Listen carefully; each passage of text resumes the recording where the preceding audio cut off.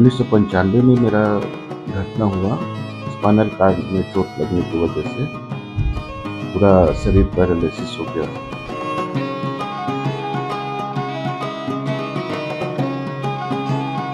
मैं चाहता हूँ कि कठिन से कठिन कितना भी परिस्थिति क्यों ना हो, इंसान को हार कभी नहीं मानना चाहिए।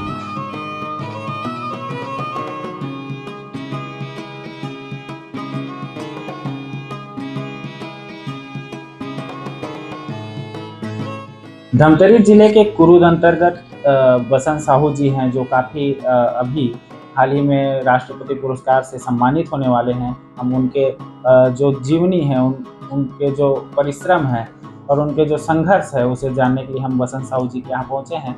हमारे साथ बसंत साहू जी है, उनसे हम चर्चा करेंगे। सबसे पहले तो विस्तार न्यूज़ की तरफ से आपको ढेर सारी शुभकामनाएं कि बहुत स्ट्रगल और बहुत संघर्ष के बाद राष्ट्रपति तक नाम पहुँचा है। कितना संघर्ष भरा रहा और कैसा क्या मानते हैं? हाँ, मेरा जीवन बहुत संघर्ष भरा रहा। दरअसल मैं पेंटिंग करने से पहले एक इलेक्ट्रीशियन था, जहाँ पर मेरा ट्यूबवेल सबमर्सिबल का दुकान था। मैं अपना काम करके भाटा गाँव से घर वापस आ रहा था। उसी समय 1995 में मेरा घटना हुआ। स्पाइनल कॉर्ड में चोट लगने की वजह से पूरा शरीर पैरालिसिस हो गया। उसके बाद बहुत उपचार हुआ 1 आध साल तक। फिर मैं व्हीलचेयर और बेड ही मेरी दुनिया बन गई। फिर मैंने सोचा कि अब इस अवस्था में मैं क्या कर सकता हूँ। तो कहीं कहीं एक कला का बीज था मेरे अंदर, जो वृक्ष के रूप में प्रकट होना चाहता था।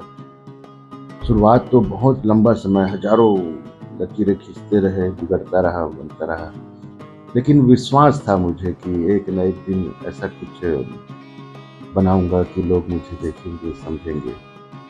बहुत लंबी यात्रा रही और उस यात्रा में मेरी माँ निरंतर साथ अभी भी सेवा करते रहती हैं।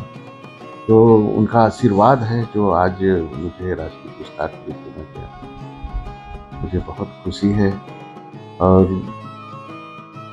मैं चाहता हूँ कि कठिन से कठिन कितना भी परिस्थिति क्यों ना हो, इंसान को हार कभी नहीं मानना चाहिए।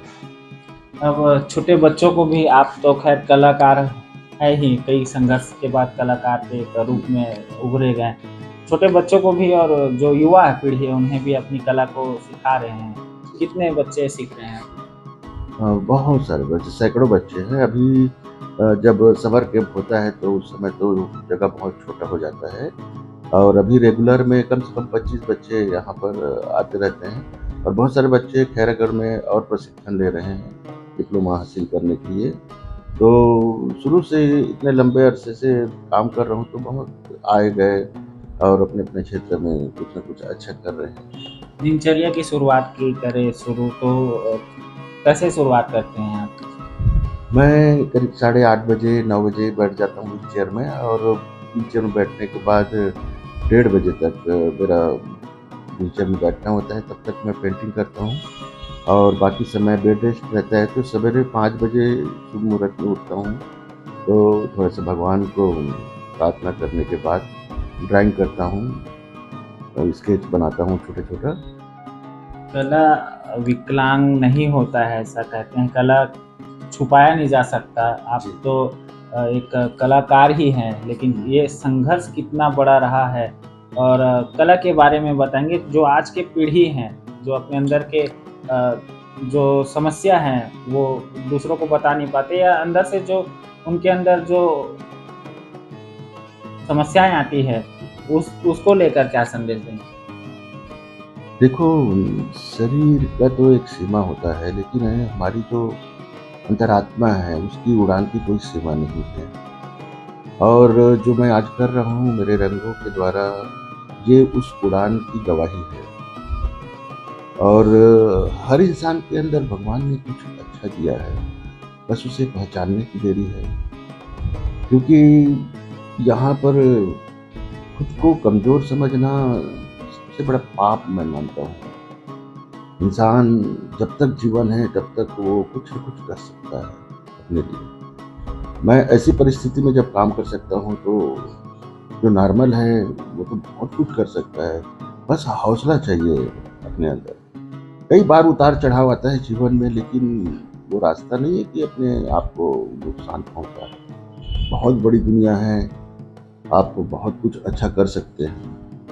राष्ट्रपति पुरस्कार तो मिलेगा ही। शासन को क्या मांगे हैं आपकी, हमारे चैनल के माध्यम से एक सरकार को एक अपनी समस्या और या अपनी मांगे हैं जो बताएं। सरकार से मेरा निवेदन है कि मुझे अब तक न कोई पेंशन मिला है। मैं एक व्हील चेयर के लिए जब एल्मा साहब थे यहाँ, उनको भी मैं रिक्वेस्ट कर चुका, और मेरा पेंटिंग के प्रदर्शनी में उद्घाटन करने आए थे तो बोले भी थे कि आपको बहुत ज़रूरी है करके। लेकिन सरकार की जो उदासीनता है वो कहीं न कहीं मुझे बहुत दुःख पहुँचाता है। और जब हम घर तक आते हैं वोट लेने के लिए, और घर में मैं वोट देता हूँ बैठ के, तो सरकार की योजनाएँ घर तक क्यों नहीं पहुँच पाती हम जैसे लोगों के लिए? तो गिनती के लोग ही तो होते हैं इस तरह के, जैसे बुढ़ापा में भी कुछ लोग जा नहीं पाते। मैं सरकार से अनुरोध करूँगा कि ऐसे लोग चिन्हांकित करके प्रदेश में जहाँ पर भी हैं, उनकी थोड़ा-सा मदद करें, क्योंकि इस तरह का जीवन जीना बहुत कठिन है। विरले होंगे जो ऐसा जी पाते हैं। बहुत तकलीफ़ होता है इन सब चीज़ों को देख के। लेकिन मैं एक चीज़ और बताना चाहता हूँ कि मैं जो मेहनत कर रहा हूँ, आने वाले ऐसे बहुत सारे गरीब बच्चे हैं जिनके पास प्रतिभा है, लेकिन पैसा नहीं है, हर कोई खैरागढ़ नहीं जा सकता। और मेरा जो ये काम है, जो आर्ट है, सैकड़ों में है। और मैं समाज से भी, जितने भी हमारे प्रदेश के या हमारे ज़िले के हैं, उनसे भी मैं आग्रह करना चाहूँगा कि मेरे ये जो पेंटिंग्स हैं, इन सब बच्चों के लिए है। मेरा कुछ लेना-देना नहीं है, मैं काम कर सकता हूँ, और मैं क्या करूँगा इन पैसों का? इसलिए निवेदन है कि आप जितना जो मेरा अगर पेंटिंग खरीदते हैं, अपने घर की शोभा बढ़ाते हैं, क्योंकि मेरा पेंटिंग अमेरिका, इंग्लैंड, ऑस्ट्रेलिया, इन सब जगहों में चला गया है, वहाँ लगा हुआ है, मुझे ऐसे ऑर्डर भी मिलते हैं। मुझे बहुत खुशी होती है, सिर्फ़ यहाँ हमारे छत्तीसगढ़ तक नहीं है, मेरा पेंटिंग बहुत दूर चला गया है।